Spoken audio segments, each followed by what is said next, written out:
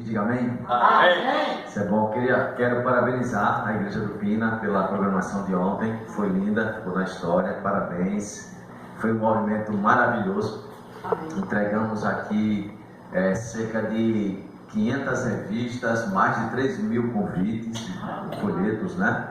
E tivemos a participação de vocês. Assim, foi algo maravilhoso, maravilhoso. Isso, Daniel 3. Perfeito, obrigado. E hoje nós estamos aqui para estudar mais um tema do livro de Daniel, Daniel capítulo 3. E no domingo que vem finalizamos então a série do livro de Daniel, tá bom? Então é uma alegria poder estar aqui com vocês, que Deus te abençoe. Se você veio aqui, não foi simplesmente porque você quis, mas porque Deus trouxe você aqui. E louvamos o nome de Deus por isso. Temos aprendido coisas maravilhosas e importantes durante esses domingos especiais. E hoje não será diferente. Nós iremos aprender mais um pouquinho sobre esse Deus poderoso. Deixa eu ver se eu consigo ligar aqui. Acho que agora foi. Veja comigo aqui, Érica. Off. Agora veja o on. Se você puder pegar sua Bíblia agora em Daniel 3, por favor, para nos acompanhar, enquanto a gente só está ajustando aqui. Daniel capítulo 3. Se não conseguir aqui, você vai passando na mão. Já cliquei. Deixa eu clicar de novo. De fato, pelo menos aqui eu não estou conseguindo. Pronto, então você passa por gentileza para mim, tá? Daniel capítulo 3, ok? Se você já abriu aí a sua Bíblia, feche seus olhos para a gente fazer uma oração, porque nós vamos agora estudar a palavra de Deus. Oremos, querido Pai. Te agradeço porque o Senhor nos trouxe aqui nessa noite. Pedimos que através do Espírito Santo e através da sua palavra o Senhor alcance o nosso coração. E que essa mensagem que vamos agora estudar, que ela é uma mensagem poderosa, que ela alcance mais uma vez nessa noite a nossa vida, em nome de Jesus. Amém. Amém. Muito bem. Vamos lá então, Daniel capítulo 3. Dê uma olhadinha aí. Deixa a gente só fazer aqui uma recapitulação com vocês. Estudamos até agora o capítulo 1 e o capítulo 2 de Daniel. No último domingo, nós aprendemos aqui sobre os reinados, os reinos. E vimos que o sonho de Nabucodonosor, ele sonhou com uma grande estátua. E essa estátua, ela representava reinos que viriam. E vocês vão lembrar que o primeiro reino, que era a cabeça de ouro, representava Babilônia. O segundo reino, representando ali, na verdade, os peitos e os braços de prata, representavam os medos e os persas. O quadril, né, vimos ali, que representava Grécia. As pernas, em parte de ferro, representava Roma. E os dedos e os pés, em parte de barro e ferro, representavam então os reinos que se viriam ali, que nós chamamos de Europa, né? Os reinos que vieram das tribos que se dividiram de Roma. E nós vimos ali com vocês as tribos, né? Que formam então a Europa hoje, a França, a Alemanha, a Inglaterra e assim sucessivamente. Mas eu quero chamar a sua atenção para um detalhe muito especial. Nessa noite nós vamos ver no capítulo 3 que Deus, ele é o nosso quê? Redentor. O que é um Deus redentor? Um Deus redentor é aquele que redime, é aquele que transforma, é aquele que está perto, é aquele que te ajuda. E eu pergunto para você, Deus é isso na sua vida? Amém. Ele redime você, ele te ajuda, ele te fortalece, ele está contigo, sim ou não? Sim. Amém. Eu acredito nesse Deus dessa forma. É aquele que está perto, é aquele que me redime, aquele que me ajuda, aquele que me levanta, aquele que está do meu lado. Em Daniel capítulo 3 nós vamos ver isso. Existe uma coisa que todo mundo aqui passa, todo mundo, problemas, dificuldades, sim ou não? Sim. Sim ou não? Sim. Aí você vai passar dificuldade na família, você vai passar dificuldade na saúde, você vai passar dificuldade financeira, às vezes com a vizinhança, você passa, todo mundo passa por dificuldade. E a pergunta é, quando você passa por dificuldade, quando você passa por provações, quando você passa por dificuldades, quando você está passando por momentos difíceis na sua vida, eu pergunto, Deus está onde nesse momento? Onde é que Deus está quando a gente está chorando, quando a gente está deprimido, quando a gente está angustiado, quando a gente está com dificuldade? Onde é que Deus está? Onde é que ele está? Essa é uma pergunta importante, porque para muitas pessoas, quando a gente está passando por isso, Deus está bem longe. Ah, se Deus estivesse comigo, eu não estaria passando por isso. Para muitas pessoas, quando a gente está passando por isso, Deus está bem longe. Mas para muitos, mais do que nunca, eles acreditam que Deus está muito perto. Bom, se eu fizer uma pergunta para você, baseada nessa imagem aqui. Quando Jesus estava morrendo lá na cruz, Deus estava onde? Onde é que Deus estava? Na hora que ele estava angustiado ali sofrendo, onde é que Deus estava? Irmãos, do mesmo jeito que Deus estava com ele, ali do lado dele, em todos os momentos, mas o peso do pecado trouxe angústia, trouxe sofrimento para ele, e ele pensou em um momento que estava sozinho. Às vezes acontece com a gente. E aí surge aquela famosa pergunta: mas Deus, por que eu estou sofrendo? Deus, eu estou indo para a igreja, eu guardo os mandamentos, Senhor, olha, eu estou sendo fiel ao Senhor naquilo que o Senhor me pede, eu prego o Evangelho, eu participo das coisas que o Senhor me orienta. Olha, Deus, eu faço tudo isso, mas Deus, apesar de tudo isso, eu estou passando por dificuldade. E as pessoas perguntam, então, por quê? Por quê? Por quê? Outra pergunta que as pessoas fazem é a seguinte: olha, eu sou cristão, passo por dificuldade. E as pessoas que parece que não são cristãs, parece que vivem sempre felizes, nada falta para eles, né? Já pensou nisso também? Por esse dia eu estava visitando uma família e eles falaram para mim isso aí: mas pastor, parece que a gente procura fazer a vontade de Deus, parece que a gente sofre mais ainda. Ah, irmãos, você não sabe o que é que vai acontecer lá no final. Muitas vezes não sabe. Não sei se aconteceu com você, de você assistir um filme uma vez, e você gostar muito dele, daquele filme, e você gostou tanto que sabe tudo o que vai acontecer.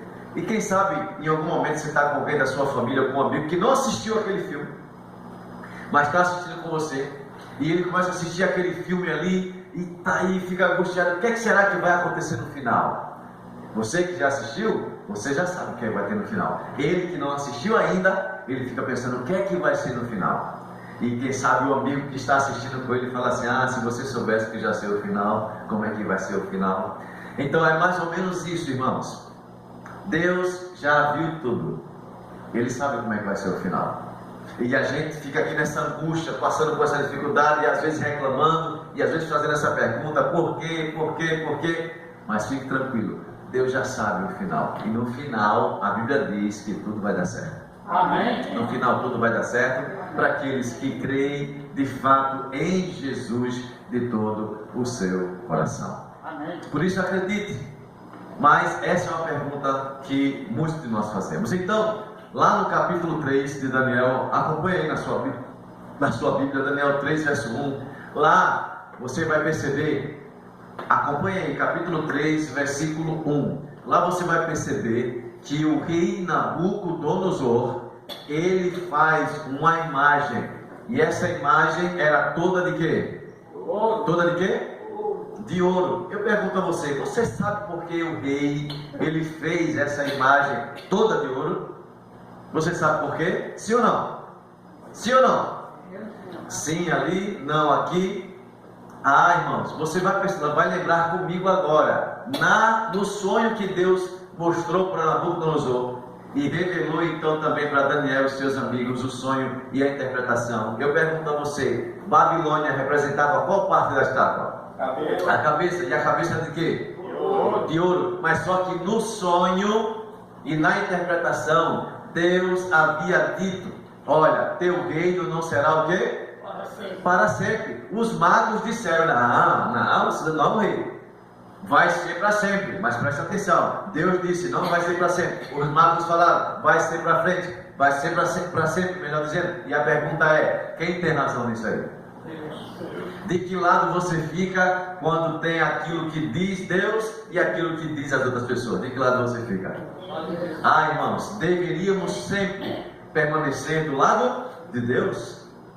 Deveríamos sempre acreditar na palavra de Deus. Mas pasme, em nossos dias existem muitas pessoas que têm dúvida em acreditar naquilo que Deus diz através da sua palavra e aquilo que as pessoas dizem. E principalmente num tempo desse que nós vivemos, das redes sociais. Você vai no YouTube, você vai nas redes sociais e se fala tanta coisa da Bíblia, de Deus, e E as pessoas ficam na dúvida, mas quando Deus mostra o sonho a Nabucodonosor, ele havia dito: olha, você é a cabeça de ouro e o seu reino vai passar.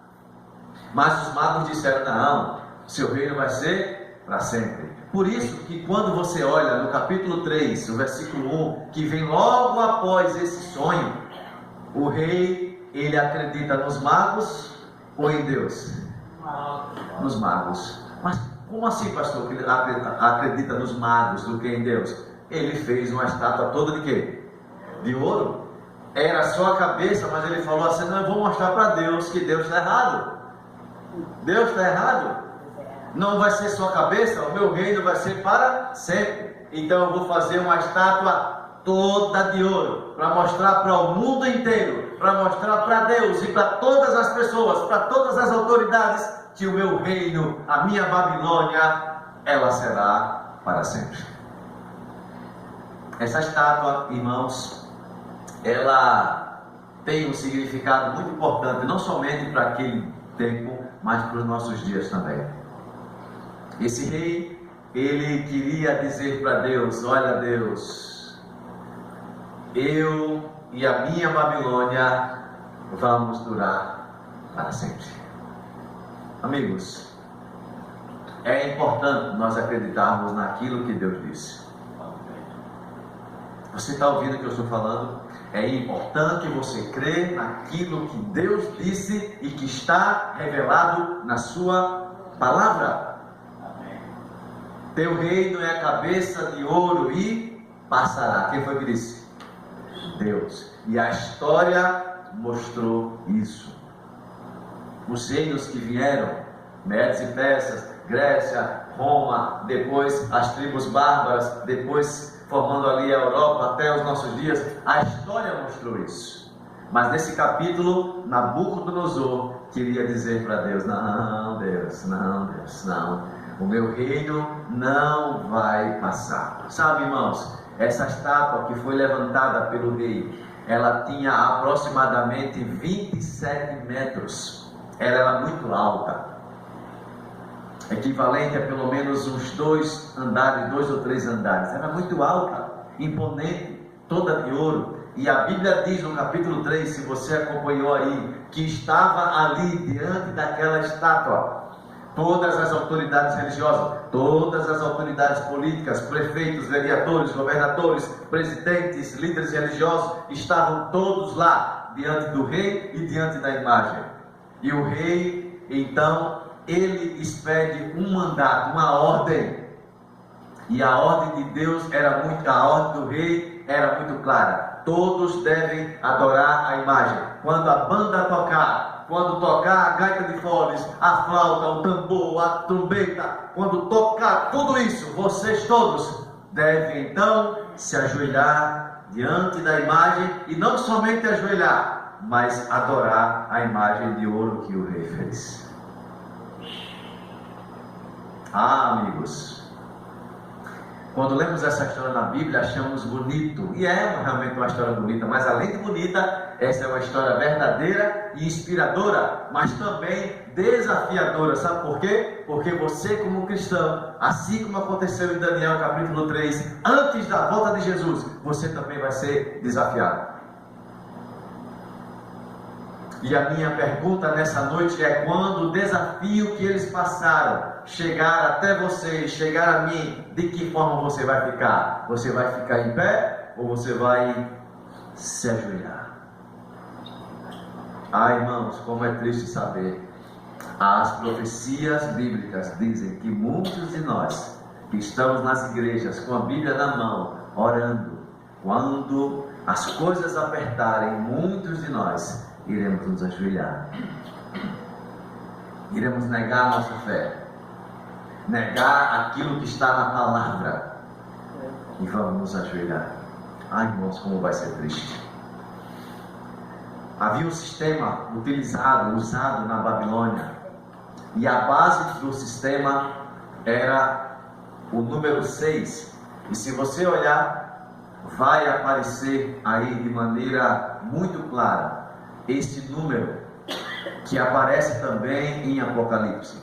666. Existe uma contrafação da verdade. Na Bíblia você vai encontrar o 6, que representa então Babilônia, ou 666, que representa Babilônia em Daniel, e representa também Babilônia em Apocalipse capítulo 13.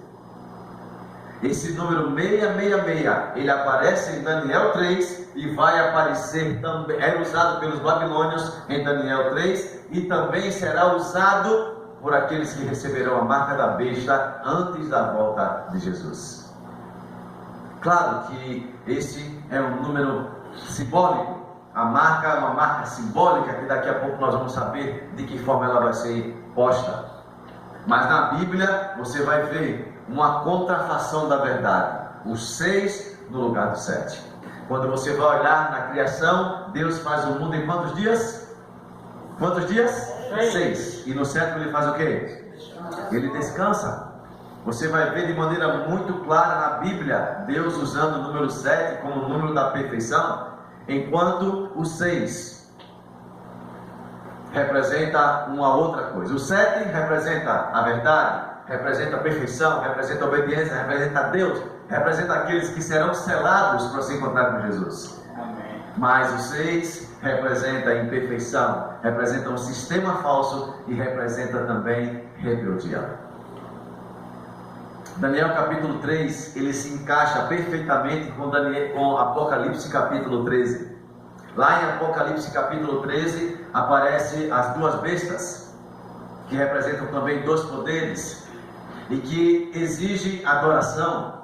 Assim como em Daniel capítulo 3, a imagem que o rei levantou exigia também adoração. Quando a banda tocasse, todos deveriam se ajoelhar. Sabe, irmãos, no capítulo 3, os versos 2 a 6, lá está escrito que todos são forçados a adorar, mesmo que não creiam.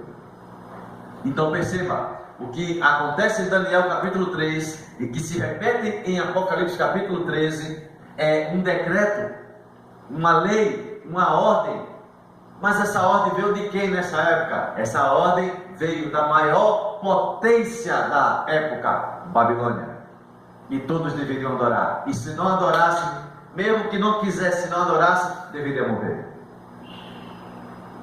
E Apocalipse capítulo 13 mostra que assim como a maior potência da época, Babilônia, exerceu a sua autoridade para obrigar as pessoas a adorar a imagem, mostra também Apocalipse capítulo 13, mostra que a maior potência de nossos dias, que é considerado os Estados Unidos da América, junto com Roma, eles irão se juntar também para decretar uma lei, fazer uma lei onde as pessoas devem também se curvar perante aquilo que eles acreditam. Mas nessa noite você está vendo que entre ficar com aquilo que as pessoas dizem e ficar com aquilo que a Bíblia diz, o que Deus diz, permaneça naquilo que Deus pediu. Mesmo que você tenha que sofrer, mesmo que você tenha que passar por dificuldades. Então no capítulo 3 de Daniel, os versos 2 a 6, o texto mostra de forma muito clara: todos deveriam adorar, é forçado, é obrigado a fazer isso. Nós passamos recentemente por uma pandemia. Muitos de nós fomos obrigados a ficar dentro de onde? De casa. Sim ou não? Quem imaginava isso? A quarentena? Muitos de nós fomos obrigados a usar o quê? Máscaras. Tinha que usar. Ah, irmãos, esse foi um ensaio quase perfeito para mostrar que quando a situação apertar, as ordens, os decretos, as leis, elas serão expedidas e nós seremos provados. Uma coisa importante você saber: a Bíblia diz que todas as autoridades, elas são constituídas por quem? Por Deus.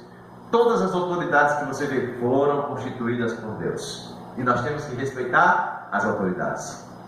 Mas um dia em que essas autoridades, seja prefeito, vereador, governador, presidente, seja quem for, um dia que eles criarem, lançarem um decreto, uma lei ou leis que sejam contrárias à palavra de Deus, eu pergunto a você, qual vai ser a posição do cristão? Vai se ajoelhar ou vai ficar em pé? Quando essas leis forem aprovadas, como diz Apocalipse, quando essas leis elas forem aprovadas e decretadas, se chegar até você e até a mim, você vai se ajoelhar ou vai ficar em pé? Irmãos, vamos ser provados. Muitos se enganam e pensam assim, não, eu vou para a igreja, mais um culto. Não, aqui Deus está preparando o seu povo. Quando a igreja se une para fazer o trabalho, como eu já falei que vocês fizeram, Deus está preparando o seu povo. Quando você faz o culto em casa com a sua família, Deus está preparando a sua família. Amém. Quando você participa dos movimentos da igreja, quando você é um missionário onde você está, Deus está preparando você para aquilo que vai vir. Irmãos, nada disso que está acontecendo é apenas mais um evento, mais um encontro. Não é nada disso, esqueça isso, tá? Esqueça isso. Tudo isso que você vive como cristão é preparação para o que vai vir. Por isso, se você é um cristão que não ora, se você é um cristão que não estuda a Bíblia, se você é um cristão que não vai para a igreja, se você é um cristão que não se envolve, se você é um cristão que não está nem aí para as coisas de Deus, quando os decretos, as leis, elas forem expedidas, não tenha dúvida, você vai ficar do outro lado. Mas aqueles que decidiram, dia após dia, buscar o Senhor, consagrar sua família aos pés de Deus, quando vierem as provações, eles ficarão em pé, eles não vão se ajoelhar. O decreto foi expelido. Tinha que adorar. Não acredito, mesmo que você não acredite, vai ter que se ajoelhar. E a Bíblia diz, se não se ajoelhar, vocês serão lançados na fornalha de fogo ardente. Eu falei para vocês, acredito, outro dia, fui visitar a irmã Fátima da igreja do aeroporto. Ela sofreu queimaduras no seu corpo, quase todo. Queimaduras de 2º grau. Fui mais uma vez visitá-la esses dias. As queimaduras do braço já secaram, mas as das pernas estão ainda bem demoradas para cicatrizar, para poder curar. E ela falou, pastor, como dói isso? E eu fico imaginando, pensa comigo, ser lançado dentro de uma fornalha ardente. Esse era o castigo. Todos têm que adorar. Vai ser agora? Eu não sei. Uma coisa eu sei, sendo agora ou depois, esteja preparado.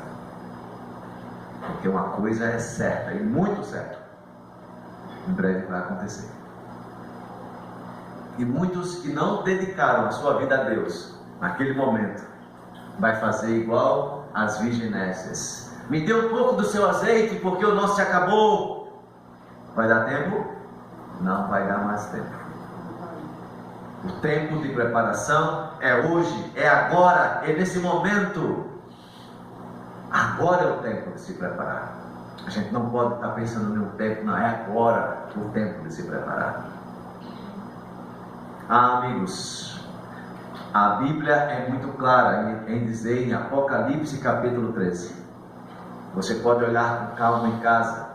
Lá o texto diz, faz com que os habitantes da onde?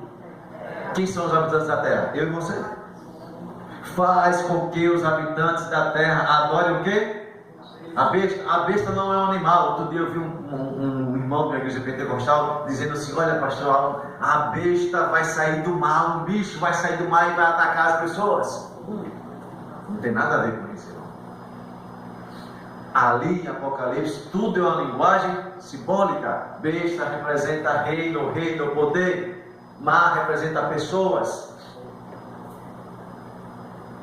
E a Bíblia diz que ele vai fazer, essa besta vai fazer que morram quem não adorar a imagem que foi levantada a ela. Assim como deveriam no capítulo 3 de Daniel adorar a imagem, assim também em nossos dias nós devemos adorar uma imagem. Que imagem vai ser essa, pastor? Vai ser a união, essa imagem vai ser posta através da união da igreja com o Estado. A maior potência política com a maior potência religiosa, eles vão se unir e colocarão um decreto também. E como é que vai ser isso, pastor? Uma coisa eu quero dizer para você nessa noite: se você e eu, se a gente confiar na palavra de Deus, naquilo que Deus disse, assim como eles venceram lá, nós iremos vencer também. E essa é uma vitória que não vem de você, é uma vitória que vem de Deus. Essa é uma vitória que a gente pega das mãos de Deus. O texto no capítulo 5 disse: quando a banda Israel e Azarias, a banda tocou.